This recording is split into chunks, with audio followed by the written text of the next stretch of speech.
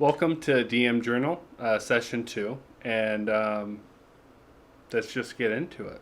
So, I believe this was their best session yet, by far. I mean, there's only two, so it's not hard. We return to the heroes in a warehouse owned by the Zents, where they just killed two of the four Kenkus from the Xanathar's Guild, who ambushed the Zents, who captured Floon. Hard, a lot of stuff. Warwick attempted to intimidate one of the Kenkus. He wasn't successful. That Kenku took up a blade and tried to strike Warwick, but Warwick took him out quite easily. Warwick then used the newly dead Kenku as a meal and an intimidation tactic while speaking to the last Kenku. That one finally got the message and spoke. Here's our first, the good. I can already tell everyone's starting to get more engrossed with their characters. Warwick is a man like Dean in Supernatural. I want a name. You can come see all your scary toys and spill my guts. Oh, you'll spill your guts one way or another. I just didn't want to ruin my shoes. Where he just came out of hell. Or Vengeance is becoming a sweet-talking necromancer. Draven is not a Boy Scout, but he realizes how sideways this party can get in a hurry and trying to keep tabs on everyone. I even got into it about doing a little voice here and there. Couldn't keep it up because my brain was getting overwhelmed by all the questions they were asking. From there, they found out they were in fact members of the Xanathar Guild, the Kenkus were. They took one of the pretty boys and to their guild's hideout and then stuffed the other one in the back warehouse. Draven went back there and heard heavy breathing in the storage closet, and with his power he blew the doors off the hinges, revealing a noble with ropes cut on the floor, holding a dagger in his hand. Looked for a second like he planned to fight whatever opened that door, but dropped to the floor and begged for his life. The party soon learned that this was near Neverember, and they soon find out that Floon was mistaken for Rainier. That they were after Rainier because they think that his father embezzled a large amount of gold while he was open lord and hid it somewhere in the city. They think that they can find it by using some artifact called Stone of Galore, which was in the Xanathar Guild, but they thought the Zents stole it. But the Zents don't have it, so they thought that they could find Rainier and Rainier would tell them where it is.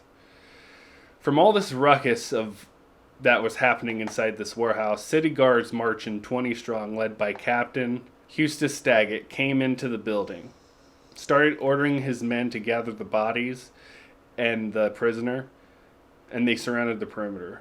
He pretty much ignored the adventurers as they were seen entering the dock ward earlier that day.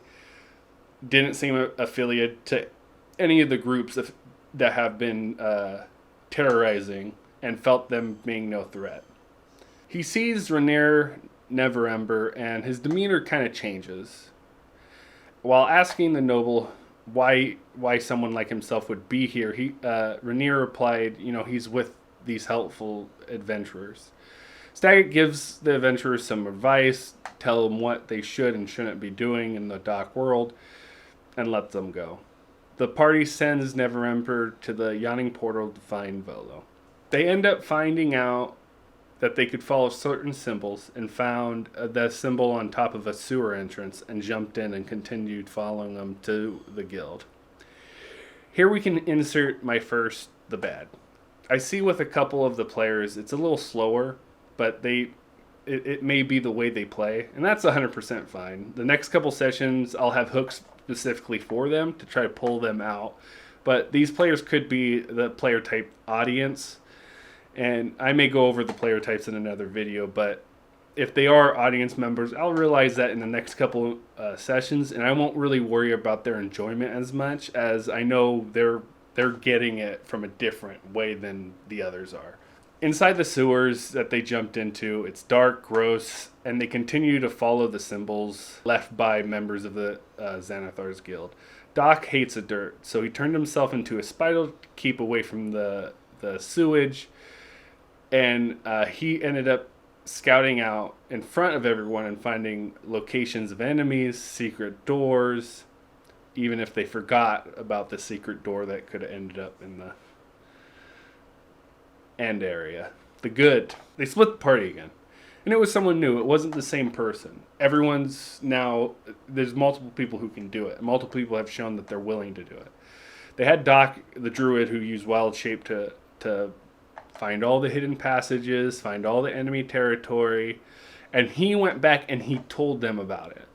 And so that just makes me happy. It opens up things for them. They took out some goblins and ran into a Dragar named Zemek and a human bandit that caused the bar fight from earlier, Kretz. Vengeance and Necromantic didn't want to fight Zemek. Vengeance, though, ended it in one move and raised Zemek from the dead and made him his own minion. They tied up Kretz and moved on forward. They walked into the next room, find a tentacled creature named Nilor. A mind flayer that is caressing an intellect devourer. Upon seeing the adventurers, Nilor raises up from his stone chair and sets his pet down and glides across the room, leaving through a double door in the west. He sees these creatures as nothing but a nuisance, and expects his pet and the half-orc who is already in deep trouble with him to deal with them. The adventurers seen Floon bloodied on the floor from a recent beating he received. When he was received, they thought he was Rainier Neverember.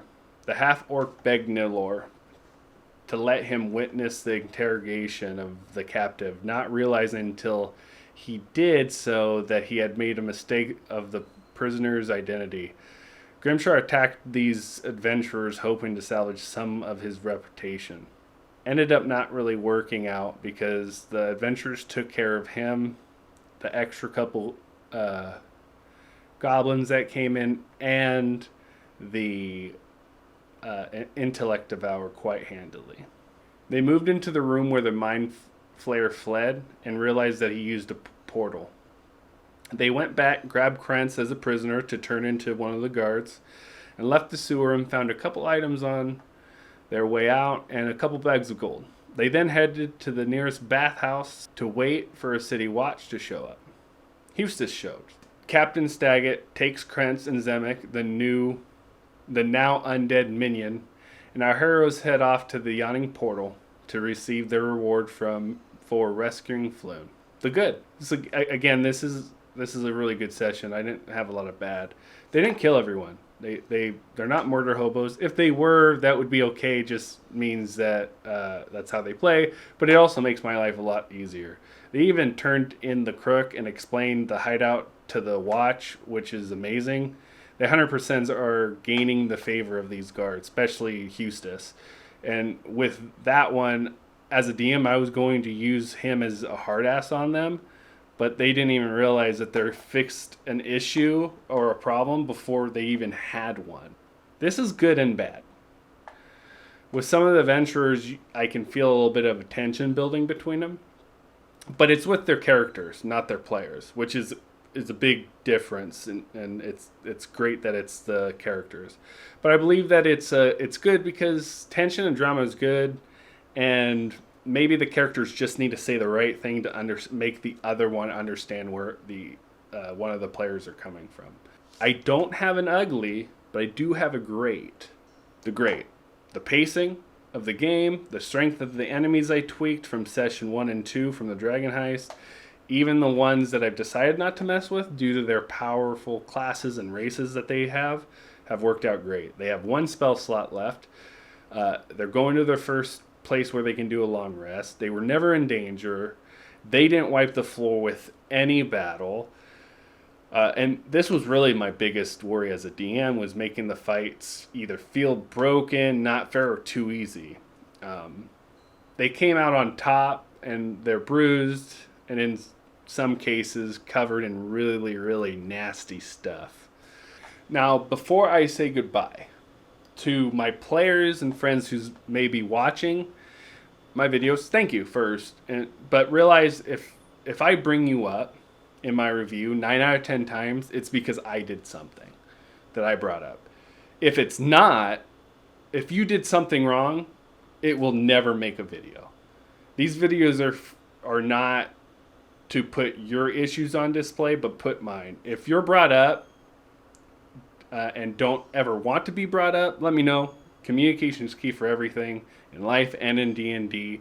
So if I do bring you up and you don't want that, let me know. But if you are brought up, my goal is never to put you on blast. It is to show how I mess something up.